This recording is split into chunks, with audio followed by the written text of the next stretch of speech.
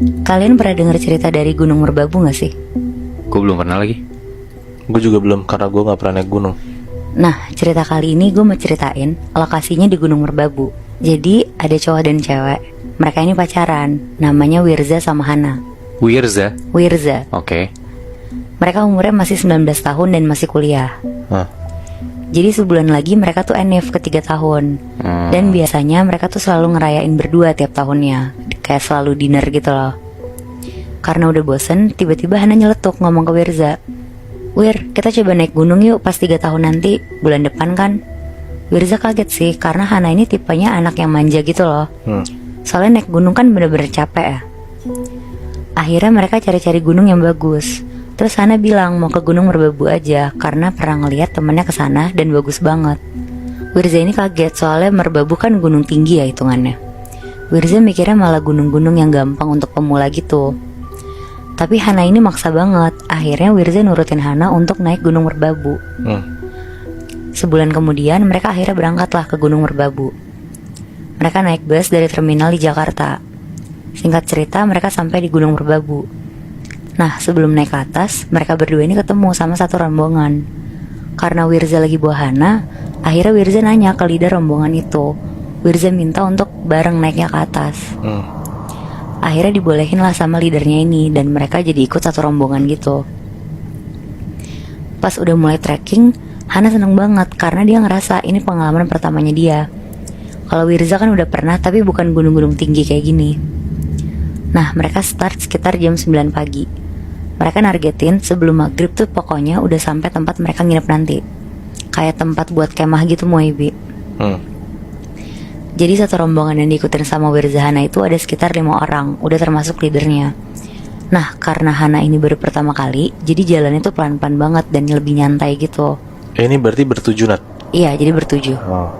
Jadi ada salah satu dari rombongannya namanya Bobby. Dari awal Wirza sama Hana ikutan rombongan, Bobby tuh paling gak suka banget. Mungkin si Bobby ini gak suka kayak ada orang baru gitu kali ya. Sampai akhirnya karena mereka berdua jalannya lama, mau gak mau rombongan ini tuh jadi harus ngikutin mereka biar gak ketinggalan. Di situ Bobby kesel banget dan bilang ke leadernya, "Udahlah, tinggal aja bener lu kayak gini mah bikin kita gak sampai-sampai puncak, tahu gak?"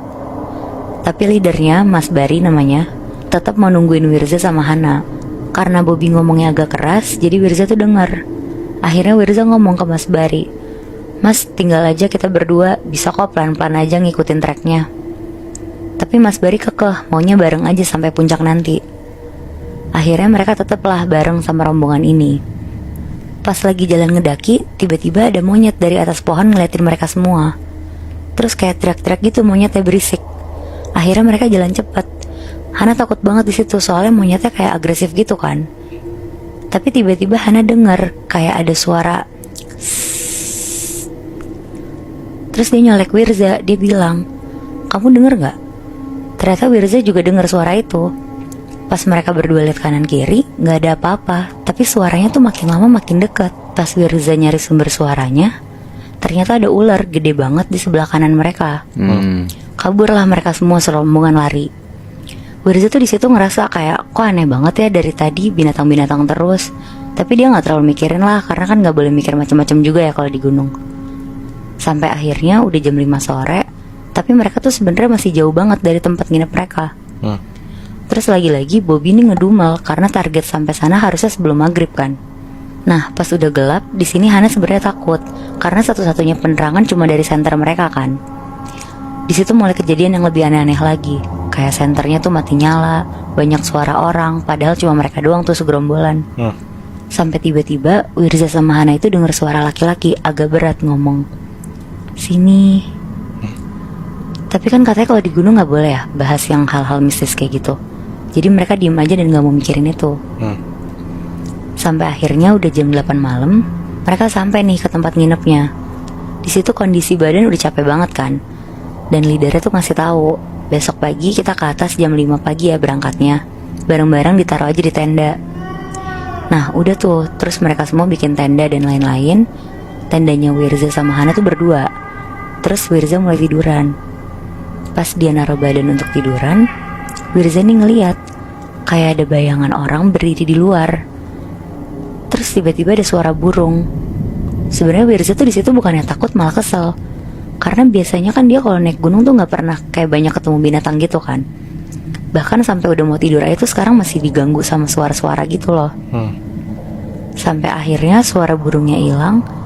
Tiba-tiba ada bayangan orang yang tadi dia lihat loncat ke kanan tendanya, terus dengan cepatnya loncat ke kiri, tiba-tiba loncat ke depan. Tiba-tiba bayangan orang itu loncat ke atas tenda mereka sampai tenda mereka roboh. Wow. Terus langsung hilang sosok bayangan orang itu. Di situ Hana nangis. Terus akhirnya Wirza narik Hana untuk keluar dari tenda. Pas mereka keluar dari tenda mau benerin tendanya, mereka lihat dari pohon deket tendanya ada pocong lagi ngeliatin mereka berdua. Mukanya hitam sambil melotot. Di situ Wirza kaget, panik banget, langsung cepet-cepet benerin tendanya dan ngajak Hana masuk untuk tidur. Tadinya Wirza mau minta tolong sama rombongannya, cuma karena udah tengah malam banget dan semuanya juga udah tidur, akhirnya mereka langsung masuk tenda untuk tidur. Besok paginya mereka bangun jam 5-an lah kira-kira, dan langsung siap-siap untuk berangkat ke puncak atas gunung. Mereka jalan kira-kira sampai ke puncak jam 1 siang. Pas udah sampai mereka seneng banget karena akhirnya tujuan mereka semua naik gunung tuh udah tercapai kan. Akhirnya mereka foto-foto nikmatin pemandangan. Terus gak lama mereka tuh turun. Karena Wirza ngerasa udah tahu jalannya, tinggal turun doang. Wirza sama Hana jalannya tuh nyantai. Pas mereka turun, tiba-tiba Wirza sama Hana nih ketinggalan sama rombongannya. Tapi Wirza nyoba untuk tetap tenang karena dia mikir, dia inget lah jalan pulangnya. Dan posisinya masih terang juga kan. Terus ada jalan kayak pecahan gitu kanan kiri. Nah seingat Wirza tadi tuh yang kanan jalannya. Jadi Wirza ngajak Hana untuk jalan ke jalur kanan. Pas mereka udah turun sekitar sejam, Wirza nih ngerasa kayaknya ini tuh bukan jalan mereka tadi. Terus bener aja Hana juga ngerasa yang sama. Dan sisa air mineral mereka tuh bener-bener tinggal sedikit banget. Di situ mereka duduk dulu, Hana nangis karena takut, Wirza juga kepusingan sendiri.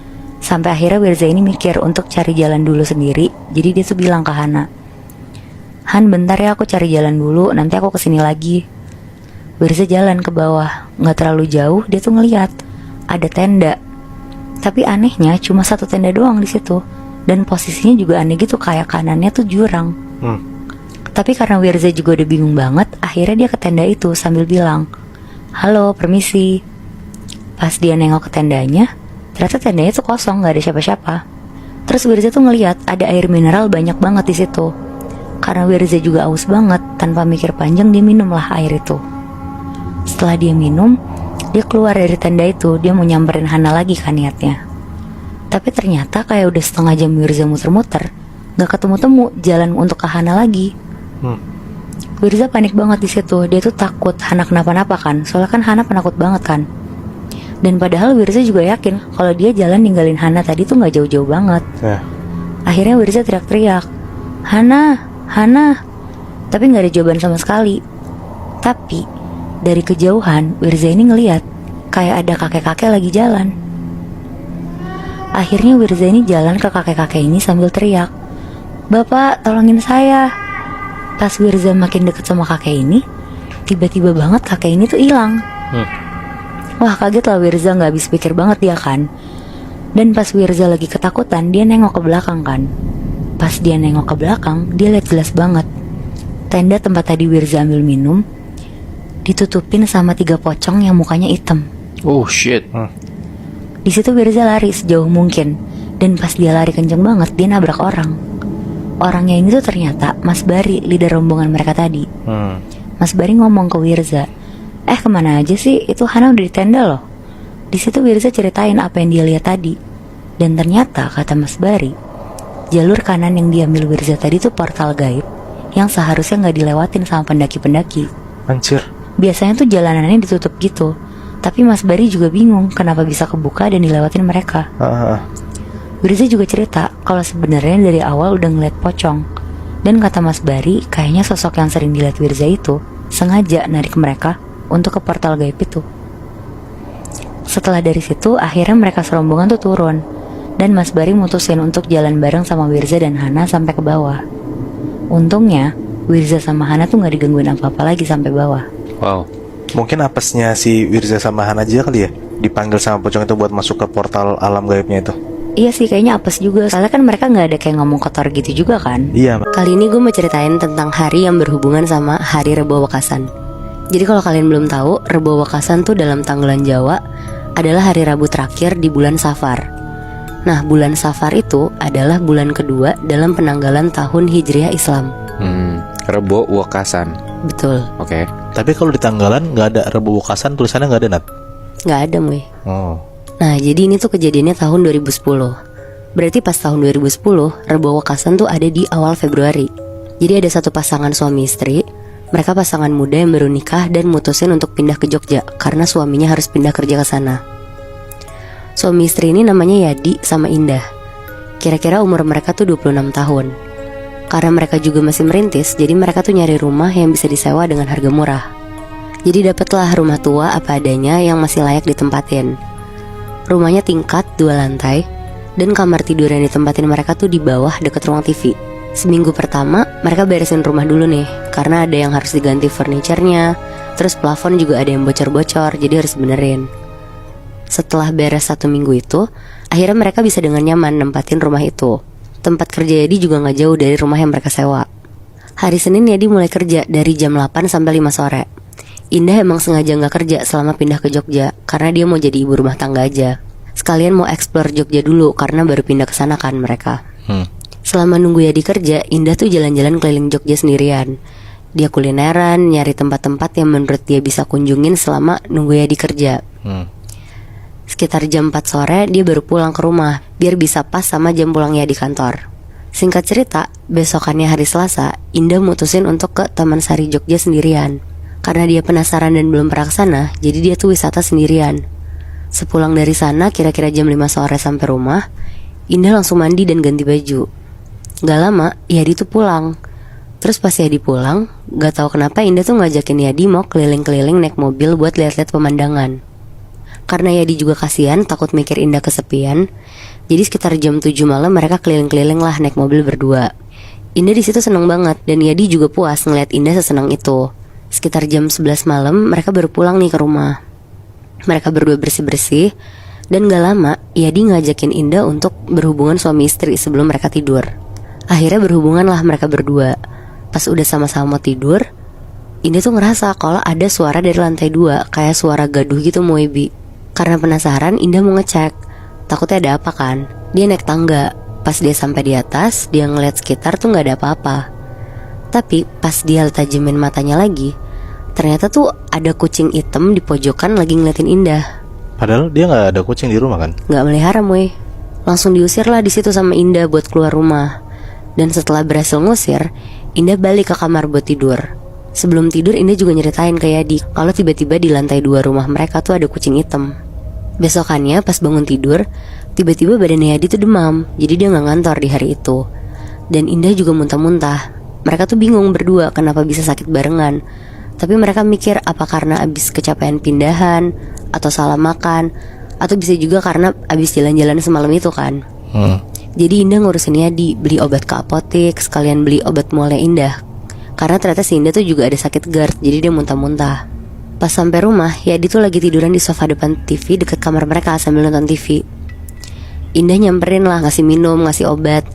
Gak lama mereka berdua tuh dengar ada suara kucing dari lantai 2. Karena kaget, Indah langsung ke atas buat ngecek. Dan bener aja, ada lagi tuh si kucing hitam yang semalam Moebi. Akhirnya diusir lagi lah sama Indah. Dan untuk pertama kali, akhirnya si Yadi tuh ngeliat kalau kucing itu tuh ada. Terus mereka agak kebingungan juga sebenarnya dari mana si kucing ini masuk. Soalnya pintu rumah mereka selalu ketutup. Apalagi yang di atas tuh gak ada pintu sama sekali. Sama jendela juga ketutup. Tapi setelah diusir, mereka tuh udah gak mikirin itu lagi. Karena kan cuma kucing doang ya. Nah sekitar jam 7 malam, mereka berdua tuh mau tidur lebih cepat karena Indah muntah-muntahnya tuh makin parah. Pas mereka udah matiin lampu dan siap tidur, tiba-tiba banget ada suara kucing lagi dari lantai 2. Tapi kali ini suara ngeongnya tuh kenceng banget Moebi. Langsung lah Yadi sama Indah bangun dan naik ke lantai 2. Pas lagi naik tangga, suara kucing itu tuh kenceng banget. Pas mereka makin deket, tiba-tiba suara kucing itu tuh berubah jadi suara nenek-nenek ketawa. Terus bilang, "Hai hai hai." Larilah langsung mereka berdua ke dalam kamar. Yadi ngunci kamarnya. Tapi mereka lihat Nat, ada sosok nenek-nenek itu. Ngeliat Moy, soalnya mereka kan naik ke atas. Buset. Indah di situ takut banget dan nangis-nangis ke Yadi. Yadi juga bingung sebenarnya di situ tuh harus apa. Akhirnya Yadi ngajak Indah berdoa biar mereka berdua tuh gak diganggu sama nenek itu. Tapi bukannya gangguannya berhenti, mereka berdua tuh malah denger suara panci dan yang lain tuh jatuh ke lantai kenceng banget. Set. Suaranya kan cempreng gitu ya. Jadi kayak semua yang digantung di kitchen set mereka tuh jatuh tiba-tiba. Tapi karena mereka juga takut, akhirnya sepanjang malam mereka tuh di dalam kamar doang dan berusaha untuk tidur, walaupun makin banyak suara barang-barang jatuh di luar. Akhirnya besok paginya pas mereka bangun, mereka ngeberanin diri lah untuk keluar dari kamar. Pas keluar, rumah mereka tuh bener-bener berantakan yang kayak kapal pecah gitu Moibi. Lampu jatuh, piring-piring pecah, pokoknya hancur banget. Karena Indah juga masih muntah-muntah, jadi setelah bangun tidur ya dia tuh mutusin buat gak ngehirauin rumah mereka yang berantakan. Terus langsung ngebawa Indah ke dokter. Nah sesampai di dokter, ternyata kata dokter Indah tuh hamil Moibi. Dan pas di USG, ternyata udah 3 bulan bayinya. Tapi anehnya, kata dokter, jabang bayinya Indah tuh kayak gak normal gitu Moibi. Maaf ya katanya kayak ada cacatnya gitu. Pulang dari dokter ya namanya calon ibu dengar kabar kayak gitu kan pasti down banget ya. Indah nangis-nangis lah ke Yadi dan minta digugurin aja daripada anaknya lahir cacat. Tapi Yadi gak mau. Dia nelfon mamanya untuk ngabarin kalau Indah tuh hamil. Tapi di rumah baru mereka ini tuh tiba-tiba seketika banyak gangguan. Mulai dari kucing hitam sampai nenek-nenek. Ngedengar itu mamanya Yadi tuh langsung bilang untuk tenang dulu. Dia bakal ngehubungin orang kepercayaannya. Ya semacam orang pintar yang bisa ngelihat ada apa sebenarnya di balik itu semua. Malamnya mamanya Yadi tuh nelfon lagi untuk ngasih informasi. Ternyata Moibi ada beberapa kesalahan yang dilakuin sama Yadi dan Indah. Yaitu di saat mereka berhubungan badan, mereka ngelakuin itu tuh di malam Rebo Wekasan. Karena mitosnya ternyata pasangan suami istri itu tuh dilarang berhubungan intim di hari itu. Atau bisa terjadi kesialan yang menimpa mereka dan anak yang dikandung Indah jadi gak sesuai harapan mereka. Nah itu tuh bisa jadi karena itu juga. Jadi maksudnya dari cerita yang lu bilang, kalau di malam Rabu Wekasan tuh kita gak boleh berhubungan intim gitu Nat? Iya Bi, setahu gue juga bahkan tuh gak boleh keluar rumah kalau lagi malam Rabu Wekasan. Jadi benar-benar harus di dalam rumah aja. Wow, baru tahu gue. Gue juga baru tahu ternyata tanggalan Jawa tuh bener-bener banyak banget hal yang harus kita telaah ya. Karena kalau misalnya kita nggak ngeh ada sesuatu di malam Jumat Kliwon atau malam Rabu Wekasan, ya takutnya ya kayak cerita kita tadi kan bertiga kan, ada sesuatu hal yang terjadi aja gitu loh. Apalagi kalau gue sih ngelihatnya kayaknya bakalan terjadi hal-hal kayak gitu untuk di tempat-tempat yang emang percaya banget sama hal-hal kayak gini gitu loh, sama tanggalan Jawa yang sakral dan banyak mitosnya ini kan, kayak Jawa Tengah, Jawa Timur. Gue penasaran sih, dari lo sendiri percaya nggak tanggalan Jawa itu ada sakralnya?